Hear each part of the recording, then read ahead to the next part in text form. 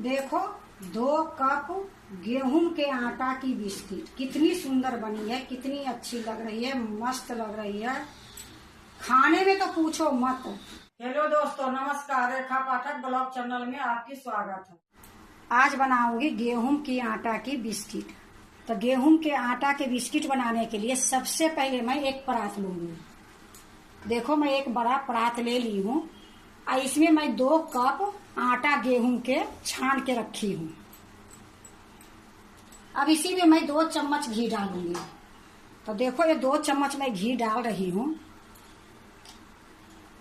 2 cup मैं आटा ली हूँ तो 2 चम्मच मैं घी डाली हूँ। चम्मच थोड़ा बड़ा है हमारी, इसमें 4 चम्मच के लगभग में अटती है। अब इसको मैं अच्छे से पहले मिला लेती हूँ। तो देखो 2 चम्मच घी डालने के बाद मैं इसको अच्छे से मिला दी हूँ। अब इसमें मैं 1 चुटकी नमक डालूंगी। तो देखो मैं 1 चुटकी नमक ली हूँ। ये नमक डालोगे तो बिस्किट बहुत अच्छी बनेगी। चुटकी से 1 चुटकी डाली हूँ। अब देखो इसी में मैं डाल दूंगी ये 6 बादाम थी, इसको मैं घस ली हूँ। 2 चम्मच ये सफेद तिल है, तो ये दोनों मैं इसी में डाल दूंगी। क्योंकि देखो बादाम अगर काट के डालोगे तो छानने में बिस्किट निकल जाती है, और इसमें मैं डाल दी हूँ तो खूब अच्छे से मिल जाएगी, ये निकलेगी नहीं। तो इसको फिर बादाम डालने के बाद थोड़ा सा मिला देती हूँ। और तिल डालने के बाद देखो बादाम और तिल डालने के बाद खूब अच्छे से इसको मिला दी हूँ। अब इसको मैं दूध से गूंथूंगी। तो कैसे गूंथूंगी, जैसे आप आटा गूंथते हो उसी प्रकार से मैं गूंथूंगी। ना कड़ी गूंथूंगी ना मुलायम गूंथूंगी। तो जिस तरीके से आप रोटी पराठे की आटा गूंथते हो उसी तरीके से मैं गूंथूंगी। देखो मैं 1 कप मैं दूध ली हूँ, इसमें थोड़ी थोड़ी डाल के गूंथूंगी। आप पानी से भी गूंथ सकते हो। जो मैं घी डाली हूँ वहाँ रिफाइंड तेल भी डाल सकते हो। ऐसा नहीं है कि घी डालने से ही बिस्किट बनेगी। आप रिफाइंड डालोगे तो भी अच्छी बिस्कुट बनती है, और पानी से भी गूंथोगे तो अच्छे ही बनेगी। तो देखो इस तरीके से मैं गूंथ दी हूँ। अभी मैं थोड़ा सा गूंथी हूँ। अब इसमें क्या करूंगी, थोड़ा सा मैं पीसी हुई चीनी डालूंगी। तो पीसी हुई चीनी भी डाल देती हूँ। देखो ये चीनी तो मैं निकाल के पहले ही रखी थी और दूध डालने से पहले ही डालना था। तो ये 3 चम्मच पीसी हुई चीनी है। तो ये चीनी मैं डालने के लिए ही भूल गई थी। तो देखो 2 चम्मच मैं डाल दी हूँ। ये 3 चम्मच मैं पीसी हुई चीनी ली हूँ। आप साबुत भी चीनी ले सकते हो, लेकिन पहले उसको दूध में गला के डाल सकते हो। और इसी टाइम में थोड़ा सा मैं इलायची के पाउडर भी रखी थी, ये भी मैं डाल देती हूँ। अब इसको मैं अच्छे से गूंथ लूंगी। थोड़ा अच्छे से इसको एक बार मिला देती हूँ और थोड़ा सा दूध देके बढ़िया से गूंथ लूंगी। क्योंकि ये चीनी मेरा दूध डालने से पहले डालना था। ये पीछे में रखी थी, मैं भूल भी गई थी। तो पूरा दूध तो डाली नहीं थी, थोड़ा सा डाली हूँ। इसको अच्छे से मिला देती हूँ, फिर थोड़ी थोड़ी दूध डाल के इसको गूंथूंगी। यही साबुत चीनी रहती तो अच्छे बिस्किट नहीं बनती। तो इसको थोड़ा सा और मैं मिला लेती हूँ, फिर मैं दूध डालूंगी। क्योंकि हर जगह ये चीनी चली जाएगी और इलायची के पाउडर। तो देखो खूब अच्छे से मैं मिला ली हूँ। आप ऐसा गलती नहीं करना कि जैसे मैं करी हूँ, जैसे घी डाले थे उसी टाइम में ये पीसी हुई चीनी भी डाली जाती है, लेकिन इससे कोई फर्क नहीं पड़ती है। साबुत चीनी रहती है तो थोड़ा गलने में दिक्कत होती है। तो इसी तरीके से मैं थोड़ा थोड़ा दूध देके इसको डो लगा लूंगी। तो देखो खूब अच्छे से मैं इसको गूंथ ली हूँ। ना ज्यादा कड़ी है और ना ज्यादा मुलायम है।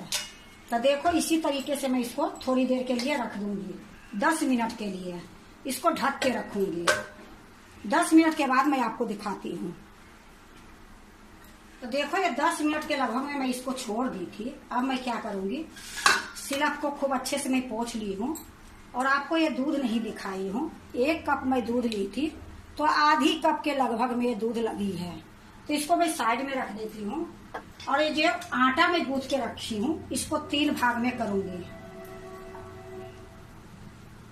तो देखो ये 3 भाग में कर दी हूँ। और इसको क्या करूंगी, ये सिलफ पर ही इसको गोल करूंगी। ये बिस्कुट जो बनती है बाजार से कम नहीं बनती है, इतनी स्वाद बनती है और खाने में भी बहुत अच्छी लगती है। इतना नहीं, इसको 1 महीने तक रखोगे तो खराब भी नहीं होगी। तो देखो ये छोटा छोटा लोई मैं ली हूँ। अगर चाहती तो मैं एक ही बनाती, लेकिन छोटा रहने से क्या होगा, काटने में सुविधा होगी। तो देखो इस तरीके से मैं गोल कर करके इसको आधे घंटे के लिए मैं फ्रिज में रखूंगी।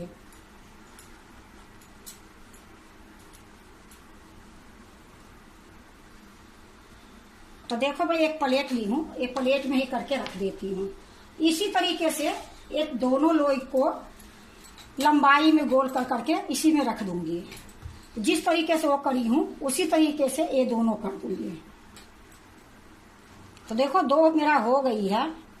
अब एक बची है, इसको भी मैं उसी तरीके से करूंगी। तो देखो मैं तीनों के रोल जैसे बना ली हूँ। अब इसको मैं फ्रिज में आधे घंटे के लिए रखूंगी। मेरे पास पूरा टाइम है, ये लिए आधे घंटे के लिए रखूंगी। आप 20 मिनट भी रखोगे तो ये बहुत अच्छा सेट हो जाती है। मैं इसको फ्रिज में रख के आती हूँ। तो देखो आधे घंटे हो गई फ्रिज में रखे हुए, मैं ले आई हूँ। अब मैं इसको क्या करूंगी, पीस के हिसाब से मैं काटूंगी। तो देखो मैं इसको साइड में रख देती हूँ। अब एक पीस में निकालती हूँ। थोड़ा फिर से मैं इसको इस तरीके से कर लेती हूँ। अब ये देखो छोटी छोटी 1 इंच से थोड़ा सा कम मैं काटूंगी।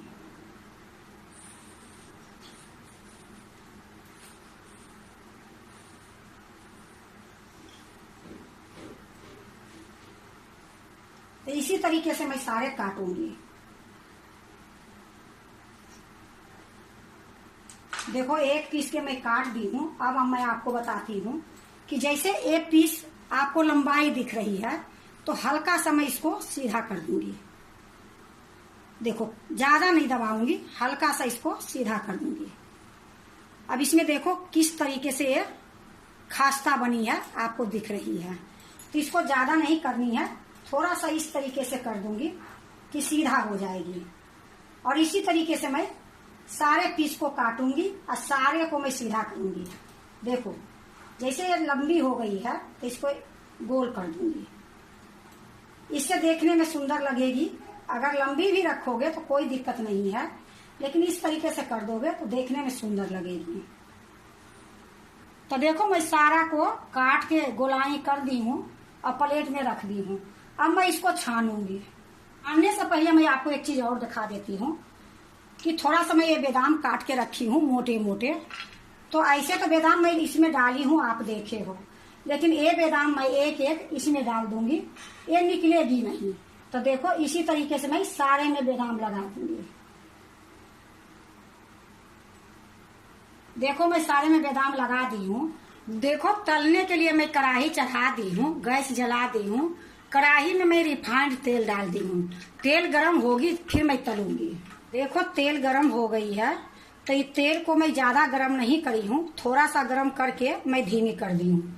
अब इसमें मैं एक एक करके ये जो मैं बना के बिस्किट रखी हूँ ये डालूंगी। तो देखो बिस्किट डालने के बाद कितनी गरम है आपको दिख रही होगी। तो जितनी बिस्किट आएगी उतना मैं डाल दूंगी। देखो कढ़ाई में जितना आई है उतना मैं डाल दी हूँ। और इसमें थोड़ा सा झाग भी आ गई है, तो झाग के अंदर ही पक रही है। अब मैं इसको पलट दूंगी, क्योंकि काफी देर झाग होते हुए हो गई है, मैं इसको पलटी नहीं हूँ। तो देखो इसी तरह से मैं अलट पलट करके इसको गोल्डन तक पकाऊंगी। तो देखो इसको पकाते हुए हो गई है 5 मिनट। थोड़ी देर और मैं इसको पकाऊंगी, उसके बाद मैं इसको निकाल लूंगी। तो देखो ये बिल्कुल तैयार हो गई है। अब मैं इसको निकाल लेती हूँ।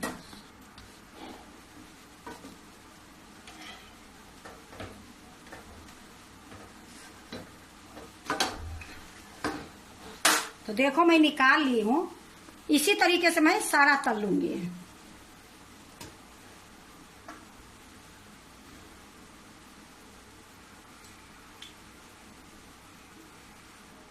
तो देखो सारा मेरा ये बिस्किट बन गई है। गैस को मैं बंद कर देती हूँ और इसको मैं निकाल लेती हूँ।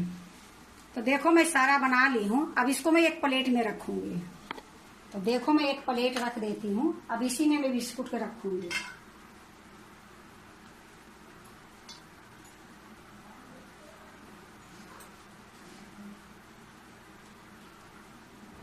तो देखो मैं एक प्लेट में रख ली हूँ। देखो 2 कप गेहूं के आटा की बिस्किट कितनी सुंदर बनी है, कितनी अच्छी लग रही है, मस्त लग रही है।